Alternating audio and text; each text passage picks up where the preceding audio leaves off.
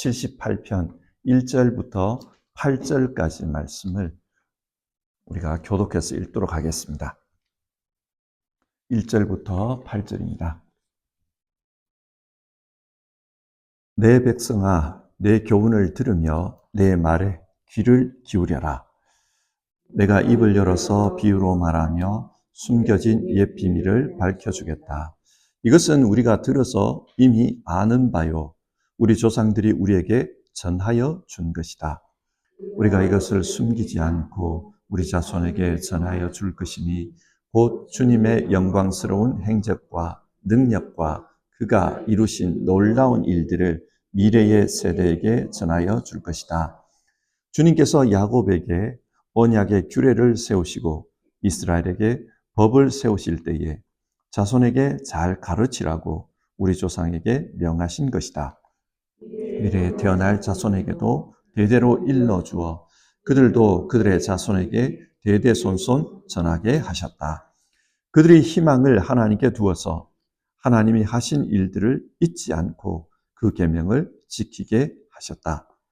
조상처럼 반역하며 고집만 부리는 세대가 되지 말며 마음이 견고하지 못한 세대, 하나님을 믿지 아니하는 세대가 되지 말라고 하셨다.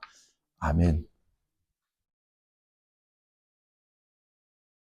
한국 사람들은 자녀 교육을 굉장히 중요하게 생각합니다.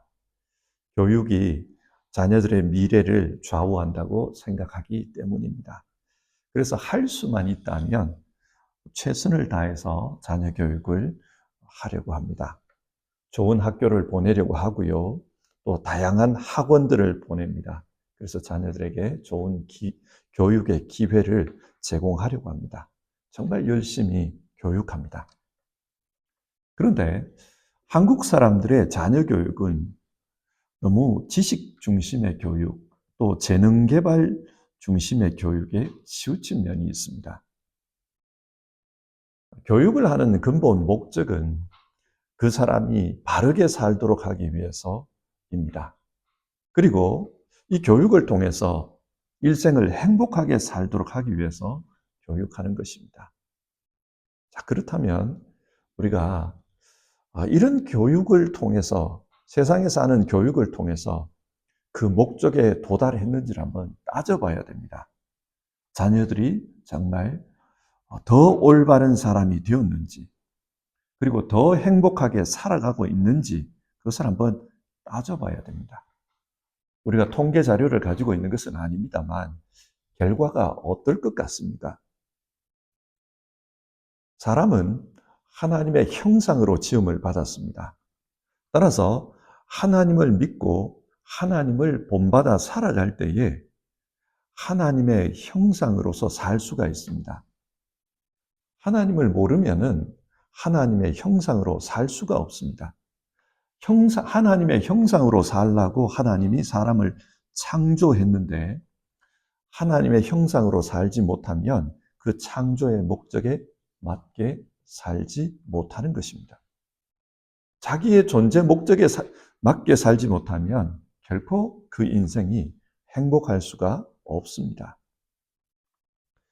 사사기 2장 7절과 10절에 이런 말씀이 기록되어 있습니다. 온 백성은 여호수아가 살아있는 동안 주님을 잘 섬겼다. 그들은 여호수아가 죽은 뒤에도 주님께서 이스라엘에게 베푸신 큰 일을 모두 눈으로 직접 본 장로들이 살아있는 동안에는 주님을 잘 섬겼다. 이스라엘 백성들이 가나안 땅에 입성한 후에 하나님을 한동안은 잘 섬겼다고 합니다. 여호수아로부터 하나님의 역사를 들었기 때문에 또 실제로 하나님의 역사를 본 사람들이 살아있었기 때문에 그들을 통해서 하나님을 잘 섬겨야 된다는 것을 배웠고 또 실제로 그랬다는 겁니다. 그런데 시간이 지나면서 상황이 달라집니다. 그리고 그 세대 사람들도 모두 죽어 조상들에게로 돌아갔다.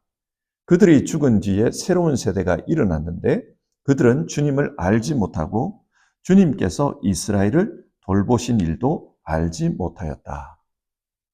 하나님의 역사를 경험했던 그 세대 사람들이 다 돌아가시자 새로운 세대가 나타났다는 거예요. 그 새로운 세대는 하나님을 알지 못하는 사람들이었다고 합니다. 이런 질문을 해볼 필요가 있습니다. 왜 이 사람들은 하나님을 알지 못했을까요? 우리가 상상해 볼 수 있습니다. 가나안 입성 이후에 이스라엘 사람들은 먹고 사는 일이 막연했을 겁니다. 왜냐하면 지금까지는 광야에서 하늘에서 내려오는 만나를 먹고 살았어요. 그런데 가나안 땅에 들어가자마자 만나가 그쳐버렸습니다. 이제는 농사를 지어서 먹고 살아야 됩니다. 하지만 이스라엘의 젊은 세대들, 그 세대들은 광야에서 살았기 때문에 농사 짓는 법을 배울 일이 없었습니다. 어떻게 농사 짓는지를 모릅니다.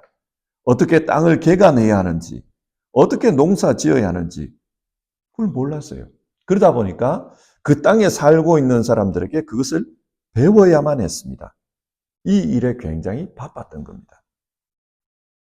요즘식으로 말해보면요, 일요일에도 학원에 보내가지고 공부를 시켜야 하는 겁니다. 그래야 빨리 내게 필요한 지식을 습득할 수 있기 때문입니다. 자, 이렇게 일요일에도 학원에 보내야 하니까 교회는 못 갈 거예요. 따라서 믿음으로 사는 것에 소홀할 수밖에 없습니다. 그러다 보니 이 새로운 세대 사람들은 믿음에 대해서 배우지를 못한 것입니다. 자, 그러면 결과가 어떻게 되었을까요? 열심히 공부를 했습니다. 농사 짓는 법을 배웠습니다. 그렇다면 이스라엘은 행복했을까요? 사사기 2장을 읽어보면 이스라엘은 불행했다고 합니다. 그 가나안 땅에 정착한 이후에 이상하게도 이방 민족에게 시달리면서 그들의 식민지가 되어 종처럼 살았다는 겁니다. 세상적인 지식을 배우고 생활 능력을 키웠지만 정신적으로는 세상의 종이 되고 말았습니다. 그래서 실제적으로도 이방 민족의 종처럼 살았다. 그런 이야기가 기록되어 있습니다. 성경이 이 말씀을 통해 우리에게 시사하는 바가 굉장히 큽니다. 우리 시대의 상황 역시 이 사사기 2장의 상황과 굉장히 유사하기 때문입니다. 세상적인 지식을 가르치는 데는 아주 열심을 냅니다. 살아가는 능력을 키우는 데는 굉장히 노력을 집중시킵니다. 그런데 그러는 과정에서 신앙을 잃어버리고 말았습니다. 시편 78편은 이런 사람들을 향해서 주는 교훈 시입니다. 시편 78편은 이스라엘이 왜 이렇게 되었는가 그것을 한탄하면서 후손들에게 교훈을 전해줍니다. 오늘은 이 시편을 통해서 성경이 말하는 역사의 교훈에 우리가 귀를 기울였으면 좋겠습니다. 신학자들은 시편 78편을 지혜서사시 그렇게 부릅니다. 이 시의 장르를 규정하자면 지혜서사시라는 겁니다. 이스라엘의 역사를 통해서 지혜를 가르치고자 하는 시입니다. 오늘 우리는 1절에서 8절까지의 말씀만 살펴보게 되는데요. 이 말씀 속에는 시편 78편 전체의 메시지가 들어가 있습니다. 그래서 우리가 이 말씀을 통해 시편 78편이 말하는 지혜를 배워봅시다. 먼저 1절입니다. 내 백성아, 내 교훈을 들으며 내 말에 귀를 기울여라. 지금 시편 78편을 기록한 이 시인은 자신을 이스라엘의 선생으로 생각합니다. 그래서 내 말에 귀를 기울이라 그렇게 말해요. 사람들을 불러 모으는 겁니다. 그리고 2절 내가 입을 열어서 비유로 말하며 숨겨진 옛 비밀을 밝혀주겠다. 여기서 비유로 번역된 말은 히브리어 마샬인데요. 이 마샬이라는 단어는 잠언, 속담, 비유, 격언 이런 말로 번역이 가능합니다. 그러니까 이스라엘에 전해져 오는 교훈의 여러 가지 방법들로 전해져 오는 교훈, 그걸 내가 풀어주겠다는 뜻입니다. 그리고 비밀로 번역된 말은 히토트인데, 이 말은 수수께끼, 뭔가 잘 풀리지 않는 그런 말들 속에 담겨져 있는 교훈, 그런 것을 가리킵니다. 그러니까 이 시인은 지금 이스라엘의 전해져 내려오는 지혜, 그것을 비유와 비밀을 풀어주는 방식으로 가르치겠다는 것입니다. 3절을 보면요. 이것은 우리가 들어서 이미 아는 바요. 우리 조상들이 우리에게 전하여 준 것이다. 자신이 비유와 비밀의 방식으로 가르치려고 하는 것은 이미 조상들이 전해준 내용이라는 겁니다. 그러니까 지금 이 사람은 조상 때부터 전수되어져 내려오는 신앙의 전승을 후대 사람들에게 전달해 주려는 것입니다. 원래 우리 교회 표가 믿음의 세대를 이어가는 교회입니다. 이 사람 역시 지금 믿음의 세대를 이어가기 위해서 자신이 알고 있는 신앙의 교훈을 후대의 사람들에게 전해주려고 합니다. 그래서 4절을 보면 이런 말씀을 합니다. 우리가 이것을 숨기지 않고 우리 자손에게 전하여 줄 것이니 곧 주님의 영광스러운 행적과 능력과 그가 이루신 놀라운 일들을 미래 세대에게 전하여 줄 것이다. 자, 이 4절을 보면은 이 사람이 후대에 신앙을 전해주려고 하는데 어떤 내용을 전해주려고 하는지가 나옵니다. 여기에 보면 주님의 영광스러운 행적, 능력, 그가 이루신 놀라운 일들이라는 말이 나옵니다. 그걸 가르치겠다는 거예요. 하나님의 영광스러운 행적, 그의 능력, 이걸 가르친다. 어떤 방식으로 가르칩니까? 한편으로는 찬양의 방식입니다. 하나님을 높이는 거예요. 찬양이라는 말은 자랑한다는 뜻이에요. 그러니까 하나님께서 이스라엘 민족에게 행하신 그런 영광스러운 일들을 자랑하겠다. 하나님의 크신 능력을 자랑하겠다. 그가 이루신 업적들을 자랑하겠다. 그 말입니다. 그래서 시편 78편부터 78편 9절부터 72절까지를 보면 단락별로 출애굽 과정에서 하나님께서 행하신 행적, 광야에서 행하신 행적, 가나안 땅에 들어갈 때, 그리고 들어간 이후에 하나님께서 하신 일들, 그것들을 나열하고 있습니다. 이런 일들을 통해 하나님이 얼마나 대단한 분인지를 후대 사람들에게 가르치겠다는 거예요. 그리고 그 자랑 중에 하나님의 능력에 대한 것이 있습니다. 하나님은 우리 눈에 보이지를 않아요.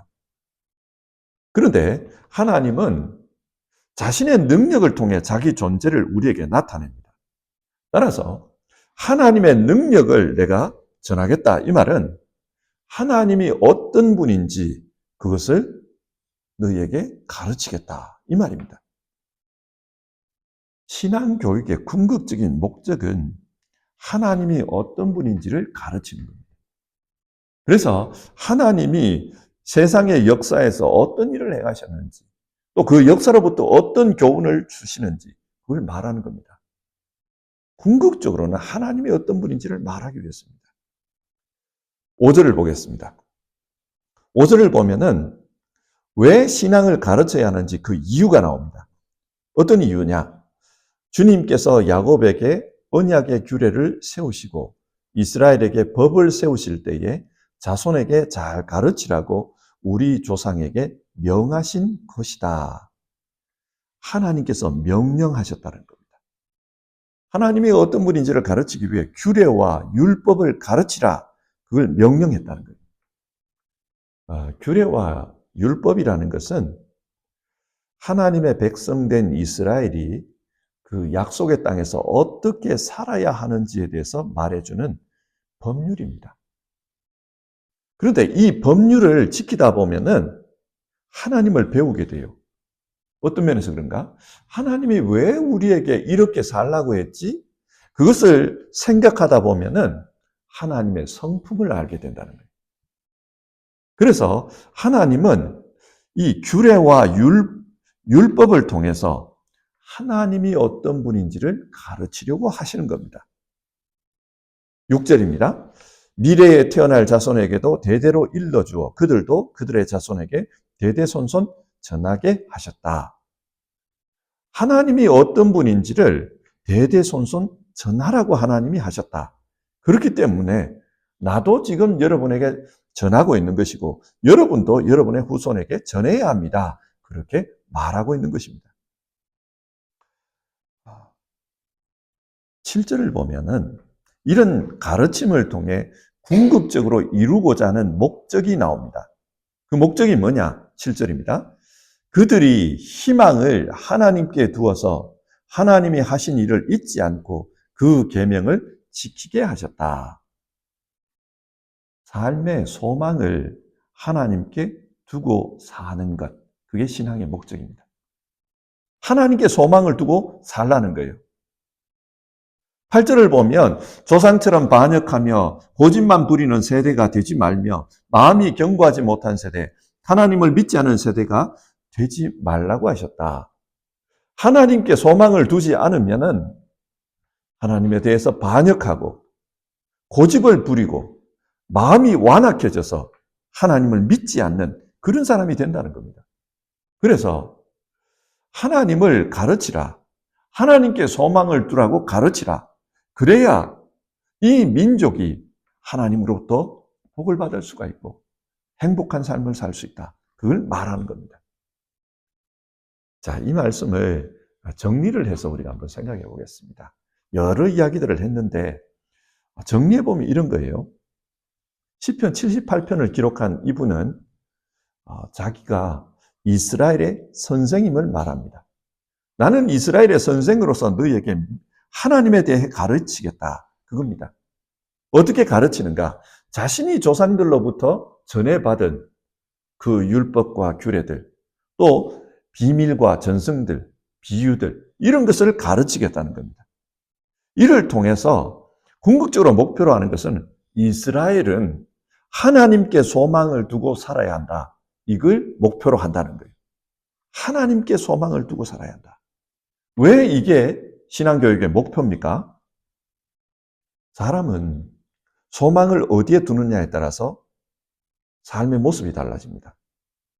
예를 들어서 부자 되고 싶어요. 여기에 삶의 목표를 둔다면 부자가 되는 데에 초점을 맞추고 인생을 살아갑니다.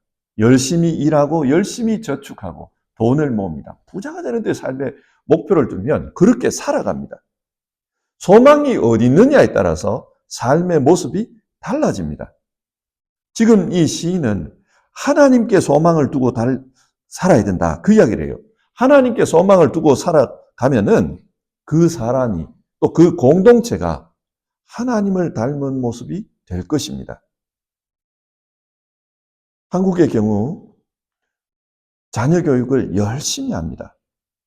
그런데 좀 생각해야 될 부분이 이 부분이에요. 어떤 목적을 가지고 자녀 교육을 열심히 하느냐는 거예요. 많은 경우를 보면 사회에서 성공하는 것입니다. 교회 다니는 사람이라고 해서 다르지 않습니다. 성공의 목표를 두고 자녀 교육을 시킵니다. 그걸 어떻게 알 수 있는가? 자녀들이 성공한 분들이 자녀 자랑을 하잖아요. 그런데 그분들이 자녀 자랑을 할 때 어떤 걸 자랑하던가요? 우리 자녀는 참 착하다. 사람이 올바르다. 이런 걸 자랑합니까? 하나님을 잘 믿는다. 신앙을 자랑합니까? 저는 그런 경우는 잘 못 들어봤어요. 많은 경우 우리 누구누구는 돈을 많이 번다. 회사에서 여기까지 올라갔다. 우리 누구누구를 사람들이 부러워한다. 이런 내용을 자랑합니다. 그러나 그런 자랑을 하면서 간과하는 게 있어요. 어떤 걸 간과합니까? 그 자녀가 그렇게 성공을 했다면 성공한 이 자녀가 다른 사람들에게 어떤 말과 어떤 평가를 듣는지 그걸 간과해버려요. 높은 자리에 오르기 위해서 수단, 방법을 가르지 않고 살았다고 한번 가정해 봅시다. 부자가 되기 위해서 수단과 방법을 가리지 않았다고 한번 가정해 봅시다. 그러면 그런 사람들은 반드시 남들과의 관계에서 문제가 있습니다. 다른 사람들을 짓밟았습니다. 그렇기 때문에 올라갔겠죠. 그러면 짓밟힌 사람들이 그 사람에 대해서, 자기 자녀에 대해서 악한 마음을 품지 않을 이유가 없습니다. 안 좋게 평가합니다. 악한 마음을 품고 있습니다. 근데 이거는 간과해버리는 거예요. 또 지금 하는 일을 통해서 얼마나 많은 사람들에게 유익을 끼치고 있느냐, 이 세상에 얼마나 선한 영향력을 끼치느냐, 그건 생각지를 않아요. 내 자녀 때문에 얼마나 많은 사람들이 직장에서 혜택을 보고 있는지, 내 자녀가 하는 일 때문에 얼마나 많은 사람들이 더 많은 일자리를 차지했는지, 세상이 좋아졌는지, 그런 건 간과해버립니다. 그러면서 그저 개인적인 성과, 현재의 위치, 이런 것만을 자랑합니다. 왜 이런 일이 벌어질까요? 목적이 잘못된 겁니다. 교육의 목적이 잘못된 거예요. 교육의 목적이 잘못되고 삶의 목적이 잘못돼 버리면은 성과는 얻지만은 그런데 행복하지 않습니다. 한국 사회가 그걸 보여주고 있습니다. 행복 지수를 보면은 한국 사회는 결코 좋은 나라는 아니에요. 자, 삶의 목적이 올바르기 위해서는 어떻게 해야 합니까? 오늘 성경이 우리에게 교훈하는 것은 하나님 말씀에 귀를 기울이라고 합니다. 왜 하나님 말씀에 귀를 기울여야 삶의 목적이 올바로 됩니까? 중심이 바로 서기 때문입니다. 삶의 옳고 그름에 대해서 하나님 말씀은 말하고 있습니다. 뭐가 옳은지 올바른 기준을 가질 수 있기 때문에 그렇습니다. 이스라엘에서는 하나님의 말씀이 부모에서 자녀로 전해집니다. 물론 회당에서도 그걸 가르치지만 기본적으로는 부모에서 자녀로 교육이 이루어집니다. 부모가 자녀와 함께 식사를 하면서 성경에 대해서 이야기를 합니다. 하나님에 대해서 이야기를 합니다. 그리고 지금 세상에서 일어나고 있는 일이 옳은 일이냐, 잘못된 일이냐, 그런 이야기를 합니다. 이런 과정들을 통해서 신앙이 자연스럽게 전달이 됩니다. 언젠가 TV에서 유대인의 자녀 교육법에 대한 것을 방송하는 것을 보았습니다. 유대인들은 자기 자녀가 글을 읽을 줄 알게 되면은 아버지가 직접 율법서를 가르쳤습니다. 성경을 아버지가 가르칩니다. 집에서 가르치는 거예요. 이걸 우리식으로 말하면은 가정예배일 겁니다. 부모님이 직접 성경을 가지고 그 성경 말씀을 가르치는 겁니다. 성경 내용을 가르치고 그 내용에 대해서 질문을 받고 또 그 내용을 가지고 토론을 합니다. 자, 여기서 오늘 현실을 한번 돌아봅시다. 우리는 믿는 자들입니다.